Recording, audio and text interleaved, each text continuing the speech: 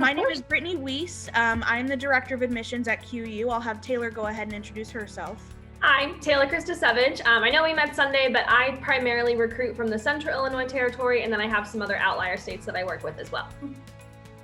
And then this is Professor Royer. I'm going to go ahead and let him introduce himself and give a little bit of background. Okay. Hi, Chloe, how are you? I'm good. How are you? Good. The closest we can identify out east is I did live in upstate New York for about 15 up there. So that's kind of close, much closer to New Hampshire than Quincy, Illinois. How's that sound? Yeah. Okay. Anyway, my name is Brian Royer, and I'm an assistant professor of criminal justice at QU. Brittany, did you want me to start like with my background, or? Yeah, that'd be great. Yeah. Are we still going around? Nope, you're good. You're good to go. Okay. So anyway, Chloe, if you come and major in criminal justice, you'll have me for at least 5 classes. I've kind of got it down, anticipating those questions that'll be asked.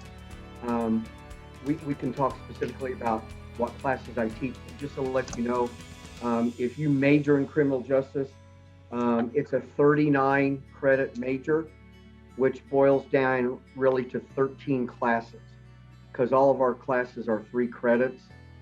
And so about 12 of those are required by every CJ student. And what I'm getting to is, and I teach 5 of those. And then I also teach 3 or 4 different electives. So you would have myself, and then my partner is Professor Abbott, and Judy Abbott is her name. So we primarily teach the required criminal justice classes, and then if we get into the practicum part of our program, we have a professor identified that does all the practicum. Do you know what a practicum is? No. Like an internship, where you will actually go out to an agency, a criminal justice agency, and then Professor Tedrow will coordinate that for you. So basically, you're going to have myself, Professor Abbott, and Professor Tedrow for the majority of your criminal justice. And my background, most professors at QU and at any college have oftentimes been what we call practitioners, which means before they taught, they actually worked in the field or the discipline that they're teaching. So as a practitioner, which by the way is what took me to the state of New York, I've worked mostly in juvenile and adult corrections. And in fact, I was an employee of the state of New York. So that's what took me out east. I'm originally from the Midwest as well, from Terre Haute, Indiana. I got my degrees at Indiana State University, and I have both bachelor's and master's degrees. And I'm also a licensed mental health counselor. So when you take criminal justice, you're going to learn the link between mental health and issues like that, substance abuse and so forth, with criminal behavior and the criminal justice system. So that's why eventually along my career path, I got that licensure, because when I was a practitioner, I was really doing a lot of treatment and counseling with criminal populations. So I have about 15 years, 20 years experience working for different state and private agencies in corrections. And then along the line, I've also taught either part-time, which in college we call adjunct. So I've taught as an adjunct. I've been a department chair. I've been an instructor. These are all just different titles that universities give you, but so I've kind of held all of those type of teaching positions. I've taught at universities in Texas and Indiana, and now here at Quincy. So that's probably more than you wanted to know. Did I bore you yet? No. Okay. They told me to do it. Give you my background, so that's it. Yes. And now, Chloe, before Taylor and I jump in, which again, we are happy to do, we have a ton of questions, but do you have any that you're really wanting to get answered during this program, or do you want us to go ahead and take it? I do have about 6 questions I wrote down that I would like answers to. Perfect. What is campus life like? Like, what is it like to live on campus? What is it like for a first-year student? I kind of have both of those questions that I'll combine into one. Okay, yeah. Actually, and Taylor, she's more of a recent grad than I am. And she currently is working with students that are specifically from the central Illinois area, Minnesota, Kentucky. You know your territory better than me, Taylor, but I'll have her go ahead and give you just a simple explanation of what campus life is like. Yeah, so on campus, we have about 1,100 undergraduate students. I lived on campus all 4 years of my undergrad, lived in the freshman dorms, and then I had a single style room, and then I lived in an apartment style my junior and senior year. So you do have some different options to choose from. But we have about 30 plus clubs and organizations for students to be involved in on campus. So there's definitely something for everyone. I think on Sunday you had mentioned maybe like cheer or dance that you were interested in. Is that correct? Yes. Okay, so we do have that on campus as well. Definitely recommend reaching out to the coaches just so you can get on their radar. But there's tons of things to do on campus, whether it's intramurals, joining a club or organization, specifically for criminal justice. If you want to talk about like the mock trial team, that's probably a great thing to add. Oh, yeah. Can I jump in there? Did you say you Yeah. were in dance? Mm-hmm. More so cheer than dance. Okay, because I have a student, her name is Hannah Pugh, and she's a criminal justice major, and she's taking my classes for the first time.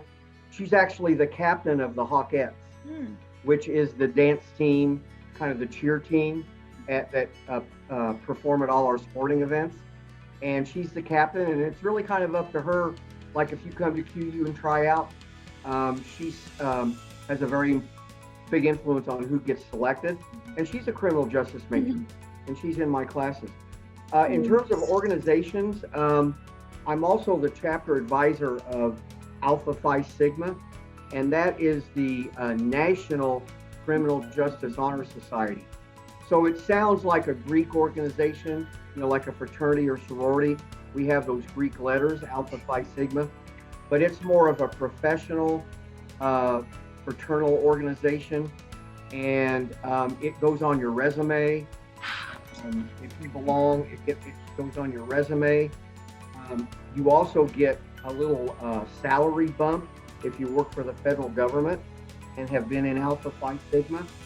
And we're really excited about growing the membership of that.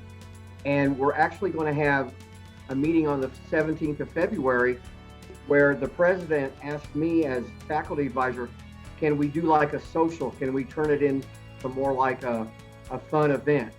And so being a former fraternity member myself in the social side of things, I was like, yeah, we can do that, but we still have to social distance and wear masks. But we're going to make that a fun organization, but it also, and it helps you connect to other students. But it's going to go on your resume, and there's going to be a lot of benefits to that. So there's 2 things I can add based on your question. And also, the best part is Serena, who just joined us. She is one of our student ambassadors and currently a junior. Is that right, Serena? Okay. And guess what? She's on the dance team. So perfect person to have join us. She's interested in possibly cheer or dance. Serena, can you give her some ins on what's the audition process like? How often do you guys practice? Where do you perform?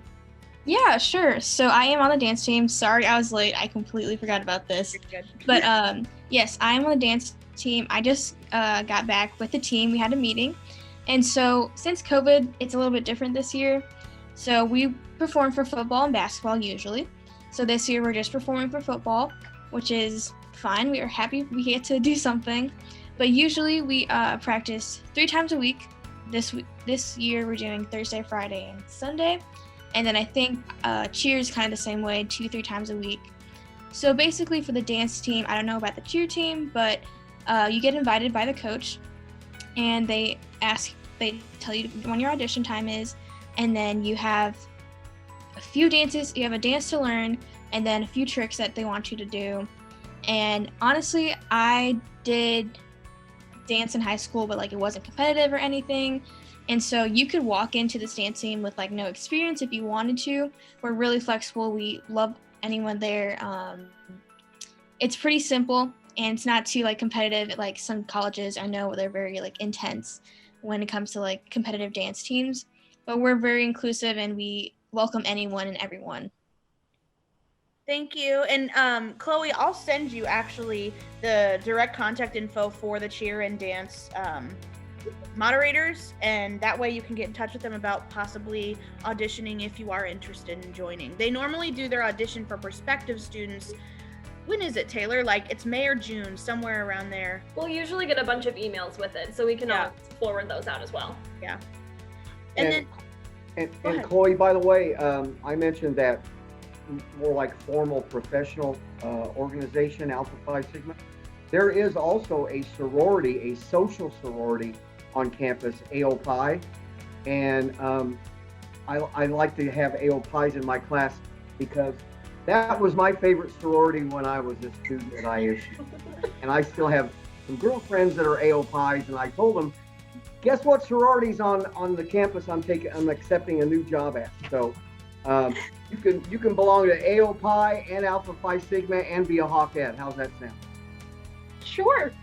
There you go. I'm in AO Pi too, so I'm on a dance team in AO Pi, so I mean, this is perfect. Yeah. What's your major, Serena? I'm pre-med bio. Okay. Yeah. And Nadine is actually in your class. Oh, yeah. Professor Royer, would you also mention too the mock trial team? That could be something that she might be interested in as well. Maybe a little bit about our mock trial room. Yeah, we actually have a courtroom that was built. I mean, when you open the doors to it and go in, it is a courtroom. And we have a mock trial team that before COVID traveled around and got into competitions where they competed against other schools that have a mock trial team. And I mean, they went to Indianapolis and up near Chicago. And I think it's kind of a regional competition thing, is why we are mentioning those cities.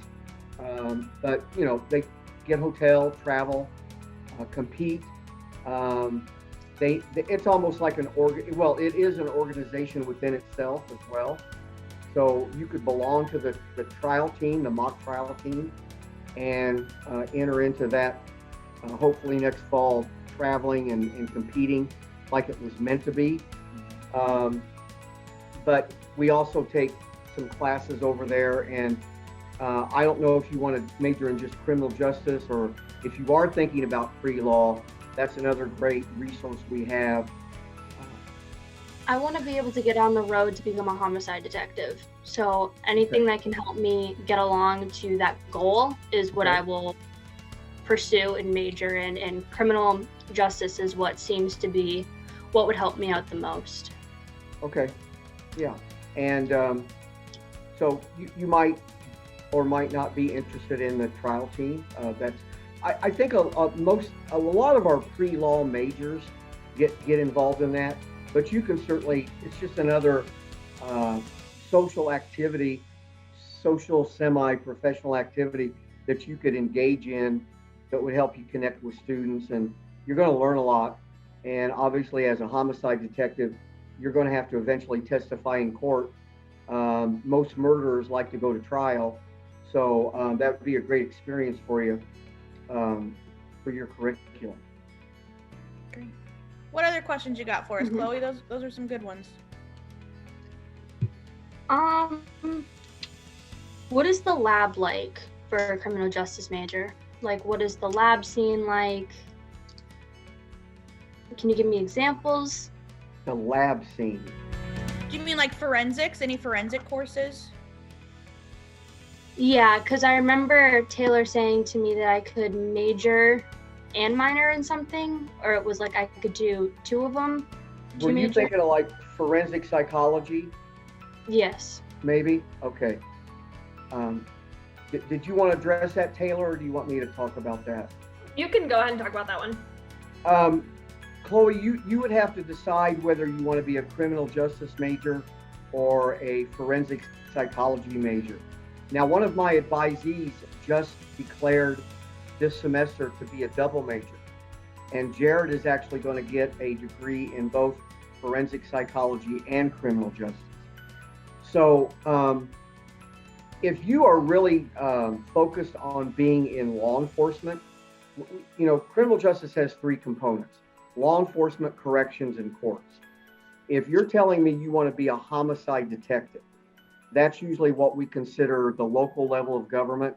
If you would be a city or county employee and you would be a homicide detective or investigator at that level, I would say just stick strictly with the criminal justice curriculum. Forensic psychology is going to require you to take a lot of it overlaps. You will take some of the classes that we teach in criminal justice, but you would also take a whole curriculum of psychology classes from the psychology department. But again, I want to stress, it does overlap. There, I know it off the top of my head, there are 4 classes in our curriculum you would have to take even as a forensic psychologist. Now, we do not have a working forensic laboratory at UU. There is one course in our curriculum that has to do with forensics, and the only people that are really required to take that are forensic chemistry majors. Now you get into a whole other curriculum, and I think the forensic psychology major may have to take that, but I know that the forensic chemistry majors have to take it. So we don't have a whole lot of those students. Yeah, and I was a strict like bio and chemistry major, so I also took the forensics course is analytical chemistry, and there's another part to the title of it. It's typically taken either your junior or senior year, and usually it would just be if you are either a chemistry or a forensic chemistry major. I'm not sure if the forensic psychology majors have to take it. That could be something I could just look up on a degree checklist. Yeah, kind of slips my mind. I know the chemistry is supposed to. So none of the professors in criminal justice department teach that. So who did you have, Taylor? It's Dr. Duskin who teaches that one. Okay. But as far as labs go, the only other labs you could potentially have are if you took like a physical science course, there's like a geology course that counts as like a physical science, and typically those are a lot of the liberal arts requirements for any student who isn't a science major. So like Serena will have a lot of labs because she's taking a lot of bio courses. However, as a criminal justice major, it might just be that you have one science class that you need for your Bonaventure requirement, and then you might not have any other lab times, which is awesome because it frees up a little bit of your schedule, but then you will also have internships or the practicums, which a lot of science majors aren't required to have. So those are usually built into like sophomore, junior, senior year. And the nice thing too about QU and the way we operate is every student, no matter what your major is, you have a number of electives that you'll need to take for graduation requirement. And that means those aren't gen ed, those aren't specific to your major. They're just courses that you maybe are interested in, want to get your feet wet in. And so if you have a passion as well for forensic psychology, you can fill your electives up with some of those courses. What other questions? Let me finish writing this down. Taking good notes. That's awesome. We are recording this session too, so if you want the recording afterwards, let us know. We can email it to you. Okay. And do you guys do early admission by chance? We essentially have different states of admission, so we have early and regular admission dates.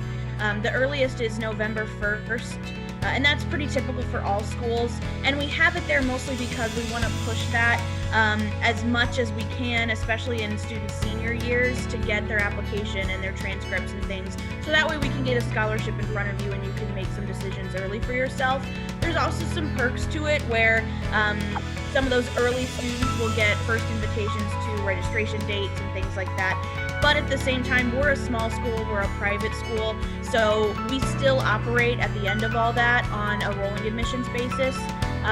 So if we have space in our courses, if you apply all the way through the summer, we'll still be able to allow you into our program.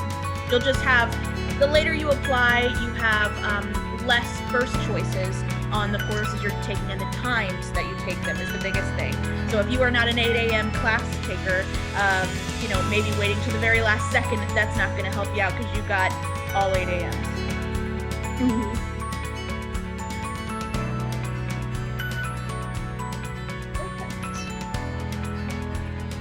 Anything else you have? If you guys want to go into the frequently asked questions. Great. Okay. Yeah. Taylor and I will just go through them. We'll one after the other. First one we have is Professor Royer. Can you name some of the courses that you teach? What are the titles? And give us a favorite one as well, if you could. Okay. I specifically teach a course by the name titled Criminal Behavior, Police in a Multicultural Society, Criminology, Crime and Corrections, and then the electives I teach are Victimology, White Collar Crime, Homeland Security, and that's my course. The other courses you would be interested in that you will have to take are the introductory, we call it a survey, Introduction to Criminal Justice. You'll take a criminal law class, and you'll also take a juvenile delinquency class. So those are your 12 required classes. And then like Brittany said, the electives, you have to have 9 elective credits, but you get to pick from that list. And let me go over that again. Your choices could be victimology, probation and parole, white collar crime, homeland security, the Innocence Project, polygamy in America. And then there's a class out of the political science department you could even take that would qualify for one of those 9 credit electives. I think with homicide detective, Chloe, you'd really like the criminal behavior class.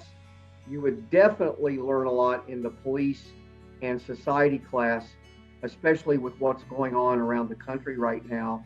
And we teach you all the ethical and dilemmas you're going to get into in working with different populations and different types of citizens. So you probably like that. So those were what I teach specifically. Great. Do you have a favorite out of those? Honestly, it depends on the chemistry of the class. Yeah. You have a lot of good students that participate. Every class is my favorite. I've got a really good police and science class this semester. I've got a really good, I left out ethics. I also teach the ethics of crime and criminal justice and diversity in America. How's that for a title? And in that class, I tell the students, this is your class. You're going to debate and talk about issues. I'm going to do very little. And it's a fun class, and it's going really well. We're only in the second week, and it really picked up. We got in a real debate the other day, Chloe, about should a police officer ticket a family that's taking the pregnant wife in their own car to the hospital and running red lights rather than wait on an ambulance. And that one went for the whole hour and 15 minutes. So we like to talk about, to your point of wanting to be a homicide detective, a lot of these courses are going to look at local law enforcement and how they function and how they deal with it. But yeah, I like all the classes. I like crime and corrections because obviously I worked in corrections. So that's fun for me to teach because I did it for 15 or 20 years for a living. I like to bring a lot of war stories to the classroom, what I saw happen, what I was involved in. That's fun for me. But the criminal behavior class is neat. Today we looked at the movie The Joker. Have you seen that movie, Chloe? The Joker, have you seen that movie? Me? No. You heard of it though, right? Yeah. Okay. We actually saw part of the Joker movie in class today, and then the students had to figure out what theories and diagnoses somebody that falls into that type of mental illness and then commits murder. How did that happen? What along their childhood? What along their development? Did this guy in The Joker, who won an Academy Award, by the way, this guy in the Joker, what in our criminology book explains his behavior. So students love that kind of stuff. I try to do that as often as possible. Taylor, where you go? Let's go with, so who advises the students each semester, and how do you make sure that they are on track to graduate?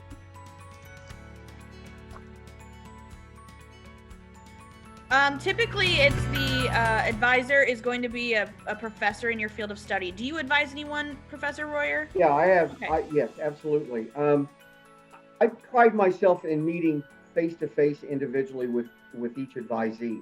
And even during the pandemic last fall, only 3 of my students weren't able to meet with me face-to-face.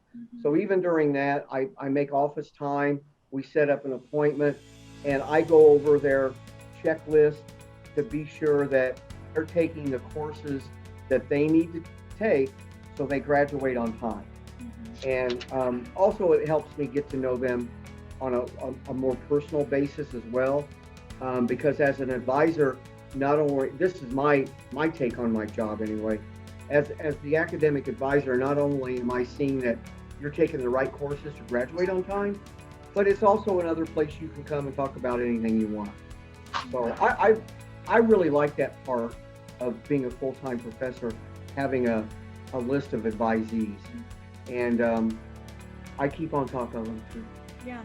And the benefit of your advisor, Chloe, being your professor, they can write you letters of recommendation when you're looking for jobs, and not just say, oh, Chloe, she's a really hard worker. You know, they can say, Chloe in this particular class did this research project, or I know she was a part of this internship, or whatever it may be.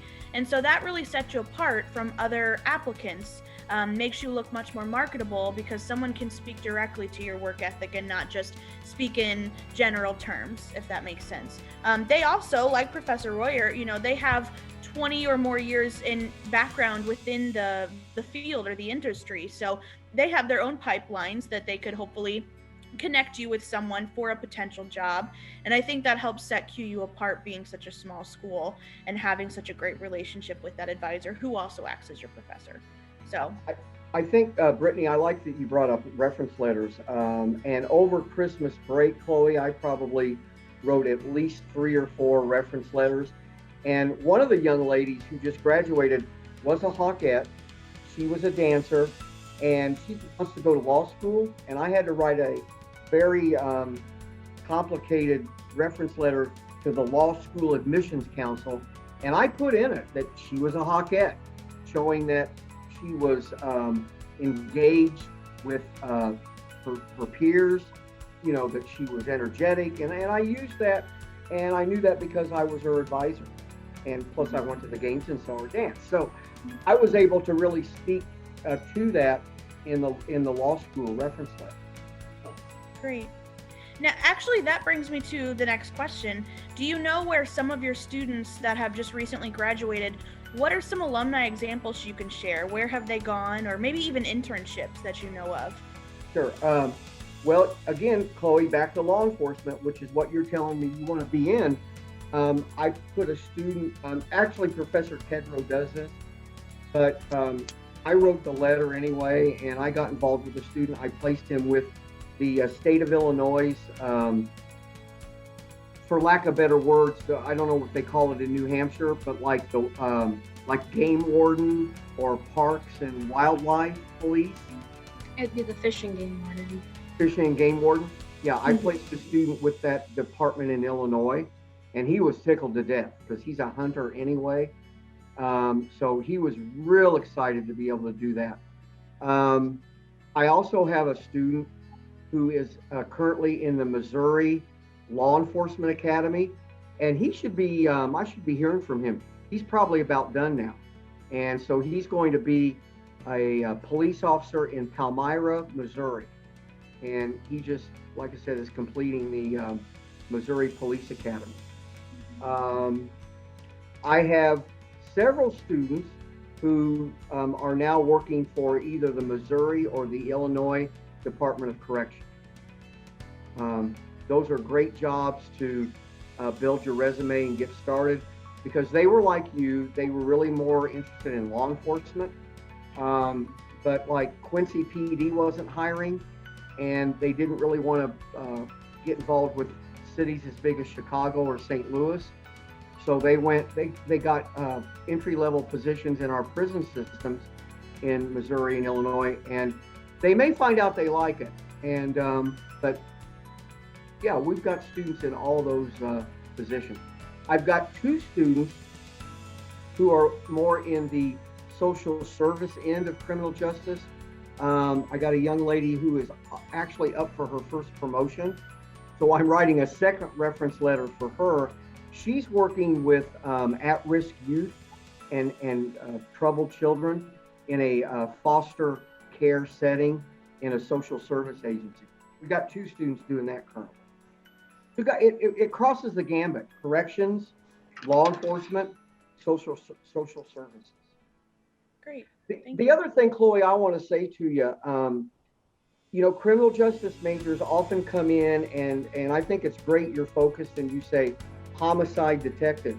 But the other thing we try to do is show you all the opportunities and all the possibilities there. And I know that when I was a student, I wanted to be an FBI agent. And when I did my practicum, I did it at a juvenile correctional facility, and that changed my life trajectory. I started liking doing that counseling and working with troubled kids, and it became my career. So I think it's great you're focused, but we also see part of our job, especially in the introductory class, to show you all the career opportunities that are out there. Professor Royer, can you talk a little bit about some other like hands-on career prep opportunities, such as like if there are field trips students can take, different events that are maybe held on campus, or speakers that you bring into classes or on campus for students to sort of sit in on? Sure. Well, again, Chloe, you like law enforcement. We just recently had the chief of police of the Quincy Police Department. He spoke to our criminal justice students. And so he came. We actually had almost 3 events canceled because of COVID.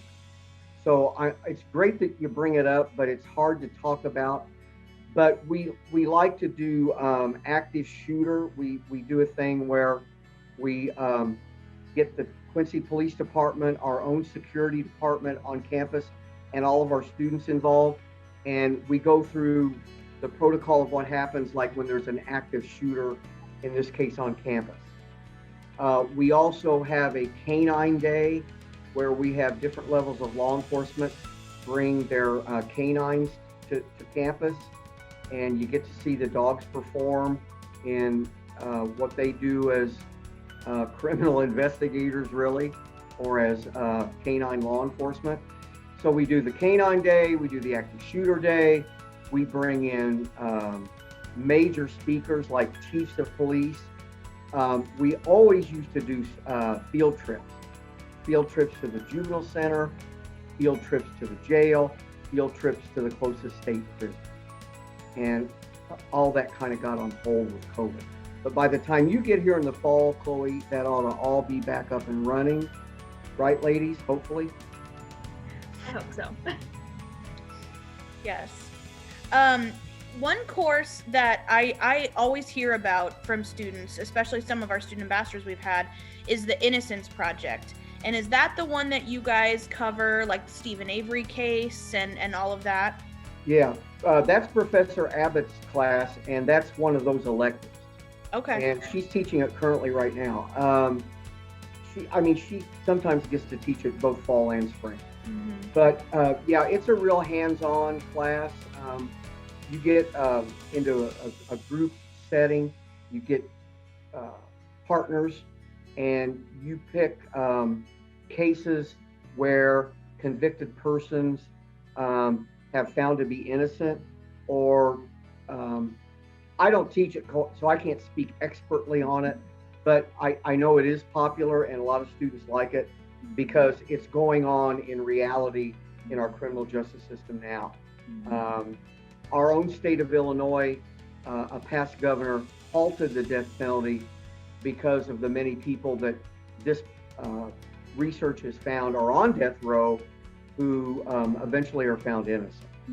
So it's a great elective. People like to take that. Yeah, I would be thinking to myself, if you're super into the homicide, and my husband and I, he was actually a CJ major from QU, so you can imagine every night we're watching Forensic Files and Cold Case Files and oh my gosh, everything else. So I would just love to take that Innocence Project as well, because I'm so interested in those shows and things. Last question that Taylor and I really have, and this is for everyone. What do you think makes QU special? How can we show Chloe, or have sort of paint a picture for her as to why she should come to QU? Why do we love QU? And we'll just go in a round. I'll start with you, Serena, from the student perspective. So why should she come to QU? That's the main question. Yeah. So I came from a smaller town, so my high school, it was an all-girls school, and it was probably maybe 400 people at the most there. So transitioning to a smaller college Quincy was perfect. I came here, I visited here twice, and I just knew you kind of just have that family feel when you walk in. And I think Brittany mentioned it before, the small class sizes, you really get to connect with your professor and get to know them. My professor is my advisor as well, and I'm really close with her, and I know that she will help me a lot with my future and getting future jobs. And I think the main idea for me is the connections, especially being a student ambassador. I don't think I would get that same opportunity as if I went to a bigger school, or even being an orientation leader or on the Hawkettes team. I just feel opportunities and connections are really great here. Thank you. Awesome. Professor Royer, what do you think? What makes QU special? Well, I've taught at universities where there were 27, 30,000 students. I've had classes where there were 150 students.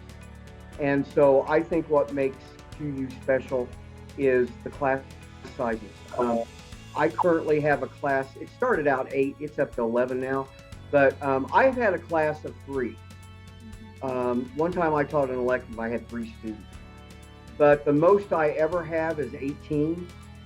And the most you'll ever have in criminal justice, Chloe, is probably 21. But that's once or twice. You're usually going to be in a class of 8 to 10. And so, again, you may have, it's hard not to get a connection with your professor when you have that size of class. And as we've mentioned all evening, that professor, one of those 2 criminal justice professors, is going to be your academic advisor as well. So I tell my new advisees, I sure hope we like each other, because we're going to be together for the next 4 years. So but I think that's an advantage, especially if you're a person who's not real excited about getting swallowed up in a big crowd. That won't happen at QU. Thank you. Taylor? So Serena and I are a little similar. I also went to a really small all-girls Catholic high school. So transitioning to QU, I really knew that the small school focus is what was going to suit me best. So coming for my visit, I just fell in love with it. I'm not gonna lie, I struggled the first couple of weeks when I moved here though. I really missed being home and being with my family, but I think what kept me here and kept me here post-graduation were just all of the opportunities I was presented. So it might seem kind of scary going to a smaller school. You might think there's not a lot to do, and that's definitely not the case. If you are bored, it's because you just aren't leaving your dorm room. There is something that goes on all the time here. So I was also a student ambassador like Serena, and I think that was really what got me out of my shell, because I just loved meeting new people. So that was a really unique experience. I was involved in nerdy things like the professional sciences and chemistry club. I did a lot of just fun things with my friends, joining intramurals. Intramural darts was one of my favorite things to go to as a student, and just exploring the city of Quincy. All of the local coffee shops, some of the best chai lattes I've ever had are at Bailey's, which is off of Broadway. But definitely the small school experience is something that I really wanted. And also just talking about getting to know your professors and academic advisors. To this day, when COVID isn't a thing, I still play badminton with my advisor in the Health and Fitness Center whenever we can. So I think it's really just a testament to how much your professors really do want you to be a successful student, both at QU and after graduation, because I mean, they keep in contact with you. They still reach out and write letters of recommendation for you, even though they haven't had you in class for years. So I think that's just something that's really special about QU. Thank you. They covered everything I would have said, same kind of stuff about QU, but I will focus on the town because I think when you come to a new place for schooling, you have to fall in love with the town as much as you fall in love with the school because it's your home for the next 4 years. And Quincy is so unique in that it's 40,000 people, so it operates in sort of a small town setting in the way that everybody's related to everybody else and everybody knows everybody else and everybody waves you on the sidewalk and they're so friendly you're gonna be like, oh my gosh, do these people know me? But at the same time, you have all these big city opportunities. We have every restaurant and shopping experience you could need. We might have the smallest Old Navy, but we have one. And you know, we have a really cool art scene and we have bowling alleys and movie theaters and there's just so much stuff to do, but you also have that safety a little bit. It's the biggest little city you've ever been in. So definitely more than that stoplight and gas station kind of town. And so many opportunities for practicums and internships. We have 125 corporations in Quincy alone. And that's not even outside into Adams County and going further. So there's a lot of opportunities to experience the real world before you get to the real world when you're here in Quincy with us. So when COVID is lifted, and if you're in Illinois and you've left New Hampshire, that's where you're from, right? Yeah. Okay, so if you make your way down to us and you want to stop by, we would love to roll out the red carpet for you because it's a place you really got to see for yourself. So I hope that you take us up on that offer. Of course. Any last questions that you have for us, Chloe, or does anyone have any parting words for her? All right, well, we thank you so much for joining us. Again, this is going to be recorded. We're going to put it on our YouTube page. I will send you the information for the cheer and the dance coach. And if you need anything else, just send back to me in that same email and we can continue our contact. Thank you, Professor Royer, for sharing with us today, and all of you guys for joining us. So we will see you soon. I'll leave you with Go Hawks. Nice to meet you, Chloe. Nice to meet you too. Thank you so much. Bye, guys. Bye. Bye.